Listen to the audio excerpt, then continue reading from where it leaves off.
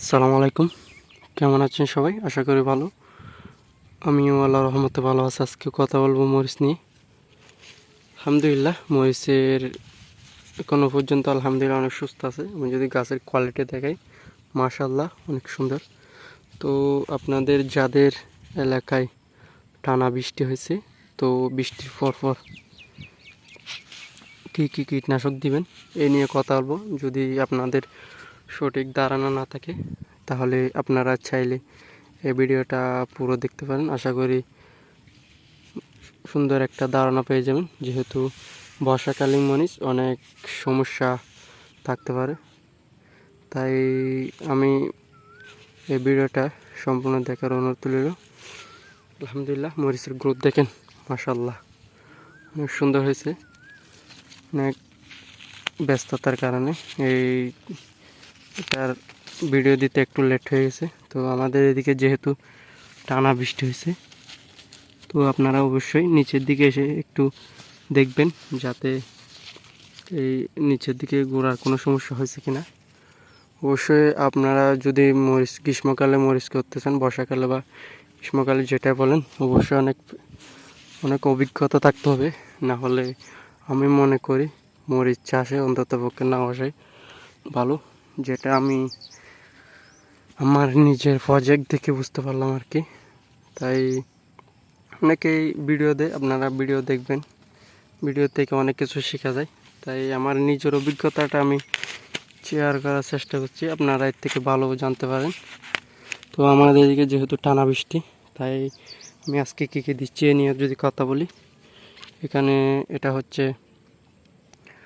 এটা Syngenta রেমিস্টার top. এটা গোড়া পচার জন্য অত্যন্ত ভালো কাজ করে। এটা অবশ্যই মরিচ চাষিদের জন্য এই কীটনাশকটা অবশ্যই জরুরি। এটা অবশ্যই লাগবে কি, যদি আপনারা মরিচ চাষ করতে যাচ্ছেন তাহলে এটা গোড়া পচার কাজ করবে। যত ছত্রাকের আছে সব ছত্রাকের কাজ করে কীটনাশকটা, এই মিস্টার টপ এটা। তাই এটা আপনি দিতে পারেন প্রতি লিটারে প্রতি লিটারে হাফ মিলি করে দিয়ে দিতে পারেন এই মিস্টার টপটা। তো অত্যন্ত ভালো কাজ করে এটা। আর সাথে দিচ্ছে হচ্ছে ম্যানসার, যেটার গ্রুপ হচ্ছে কার্বন ডাইজিম প্লাস হচ্ছে ম্যানকোজেব 63%। এটাও অত্যন্ত ভালো কাজ করে। যেটা ম্যানকোজেব, এটা হচ্ছে আপনার ম্যানকোজেব, যেটা এটা ছত্রাক আসতে বাধা প্রদান করে। আর কার্বন ডাইজিম এটা অনেক গোড়া পচার কাজ করে।